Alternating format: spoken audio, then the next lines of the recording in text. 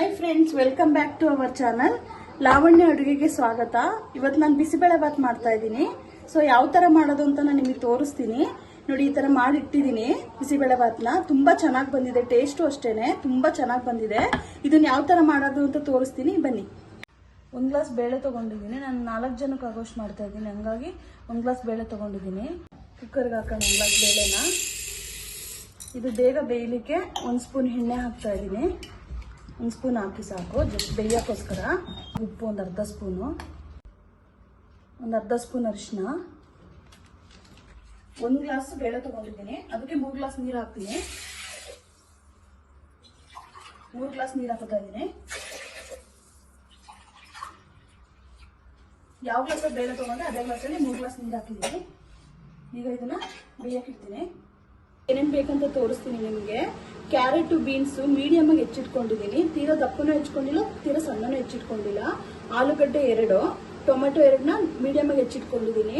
ಬಟಾಣಿ ಮತ್ತೆ ಬೆಳ್ಳುಳ್ಳಿ, 1 ನಿಂಬೆಹಣ್ಣಿನ ಹತ್ರ ಹುಣಸೆ ಹಣ್ಣನ್ನ ನೆನೆಸಿಟ್ಕೊಂಡಿದ್ದೀನಿ. ಕೊಬ್ಬರಿ ಹಣ್ಣನ್ನ ಮೀಡಿಯಮ್ ಆಗಿ ಹೆಚ್ಚಿಟ್ಕೊಂಡಿದ್ದೀನಿ. 1 ಈರುಳ್ಳಿ ಮೀಡಿಯಮ್ ಆಗಿ ಹೆಚ್ಚಿಟ್ಕೊಂಡಿದ್ದೀನಿ. ಕರಿಬೇವು, ಬಿಸಿಬೇಳೆ ಬಾತ್ ಪೌಡ್ರು, ಸಾಂಬಾರ್ ಸೊಪ್ಪು, ಬೇಳೆ ಬೇಯಿಸಿಟ್ಕೊಂಡಿದ್ನಲ್ಲ ಅದು. ಬನ್ನಿ ಬಿಸಿಬೇಳೆ ಬಾತ್ ಯಾವ ತರ ಮಾಡೋಣ ಅಂತ ತೋರಿಸ್ತೀನಿ. ಸ್ಟವ್ ಹಚ್ಚೋಣ. ನೀರೆಲ್ಲ ಡ್ರೈ ಆಗಿದೆ, ಎಣ್ಣೆ ಹಾಕೋಣ. ಎಣ್ಣೆ ನೋಡಿ ಹಾಕೊಳ್ಳಿ ಎಷ್ಟು ಬೇಕು ಅಂತ. ತೀರಾ ಜಾಸ್ತಿ ಆದ್ರೆ ಚೆನ್ನಾಗಾಗಲ್ಲ. ಒಂದು 3-4 ಸ್ಪೂನ್ ಹಾಕೊಳ್ಳಿ ಸಾಕು. ಎಣ್ಣೆ ಆಗಿದೆ. ಎಣ್ಣೆ ಸ್ವಲ್ಪ ಬಿಸಿ ಆಗಲಿ.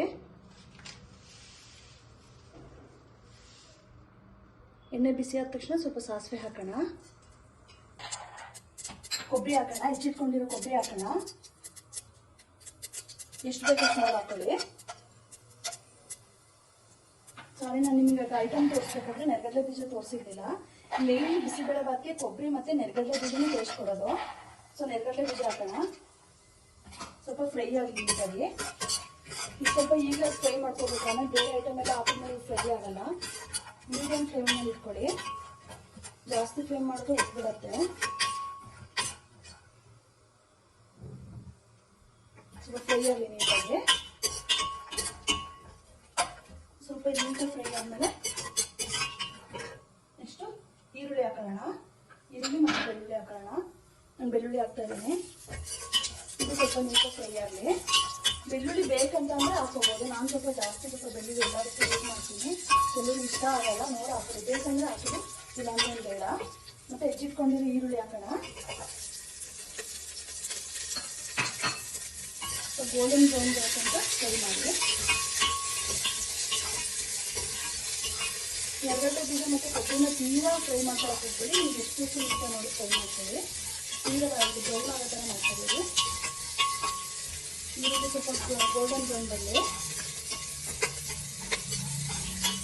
ಇದಾದಮೇಲೆ ಗೋಲ್ಡನ್ ಬ್ರೌನ್ ಆಗಿದೆ. ಟೊಮೆಟೊ ಹಾಕೋಣ. ಹೆಚ್ಚಿಟ್ಕೊಂಡಿರೋ ಟೊಮೆಟೊ ನೀರೆಲ್ಲ ಹೆಚ್ಚಿಟ್ಕೊಂಡಿದ್ದೀನಿ. ಇದು ನೀಟಾಗಿ ಫ್ರೈ ಆಗಲಿ. ಇಲ್ಲಿ ಟೊಮೆಟೊದಲ್ಲಿ ನೀರಿನ ಅಂಶ ಎಲ್ಲ ಸ್ವಲ್ಪ ನೀಟಾಗಿ ಫ್ರೈ ಆಗಲಿ. ಹುಣಸೆಹಣ್ಣು ಹಾಕೋದ್ರಿಂದ ಟೊಮೆಟೊ ಸ್ವಲ್ಪ ಕಮ್ಮಿನೇ ಹಾಕಿದ್ದೀನಿ ನಾನು. ಹುಣಸೆಹಣ್ಣು ಹಾಕ್ತೀನಲ್ಲ, ಹಾಗಾಗಿ ಒಂದೇ 1 ಟೊಮೆಟೊ ಹೆಚ್ಚಿಟ್ಕೊಂಡಿದ್ದೀನಿ. ಸಣ್ಣದಾಗ 2 ತಗೊಳ್ಳಿ, ದಪ್ಪದಾಗ 1 ಟೊಮೆಟೊ ತಗೊಳ್ಳಿ ಸಾಕು. ಕರಿಬೇವು ಹಾಕೋಣ. ಕರಿಬೇವು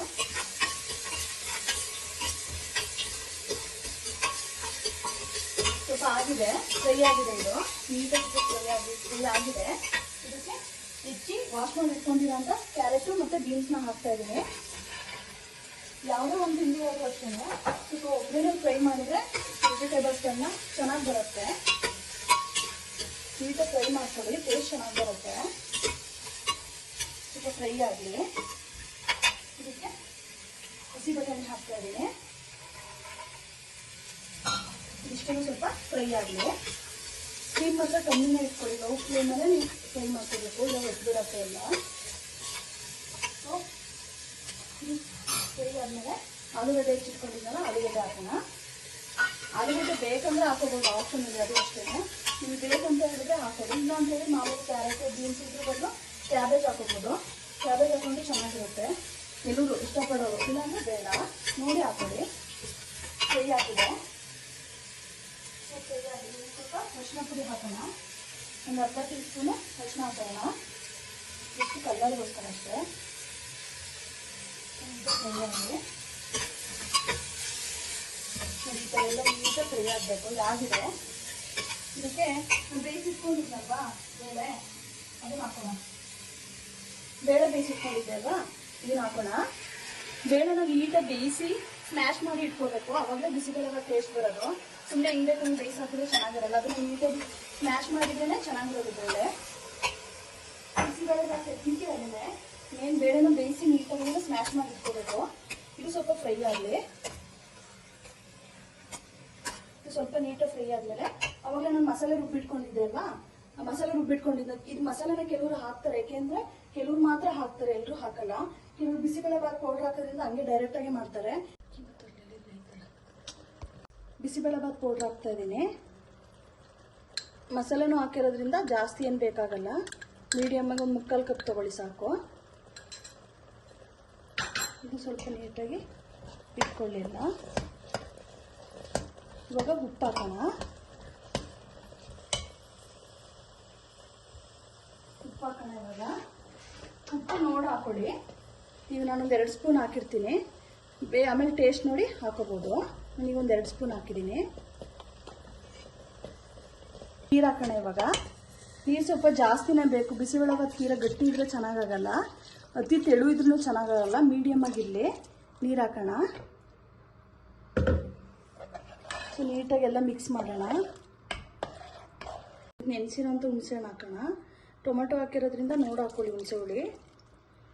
ತೀರ ಹುಳಿ ಆದರೂ ಚೆನ್ನಾಗಾಗಲ್ಲ. ಸಾಕಿಷ್ಟು.